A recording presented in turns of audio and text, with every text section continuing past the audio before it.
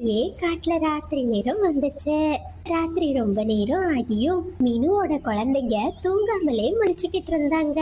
பசங்களா, என்னாச்சு? இன்னும் நீங்க தூங்கலையா? அம்மா, இந்த சூடுல தூக்கமே வர மாட்டேங்குதும்மா. வீட்டுக்குள்ள ரொம்ப வெப்பமா இருக்கு. அம்மா, நாம வெளிய போய் படுத்துக்கலாமா? அங்க கொஞ்சம் காத்து வருமா? சரி பசங்களா, வாங்க. மீனுக்குருவி தான் குழந்தைங்க தூங்குறதுக்காக விசிறியால விசிறிக்கிட்டு இருந்துச்சு.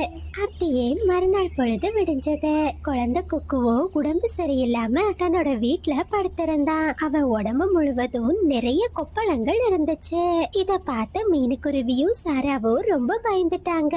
தம்பிக்கு என்னம்மா ஆச்சு? அவன் உடம்பு முழுவதும் என்னம்மா இது? எனக்கும் எதுவும் தெரியலம்மா, நான் இப்பவே போய் டாக்டரை கூட்டிட்டு வரேன் அப்படின்னு சொன்ன மீனுக்குருவி டாக்டரை கூப்பிடுறதுக்காக பறந்து போச்சு. வீட்டுக்கு வந்த டாக்டரும் குழந்தை குக்குவ சோதனை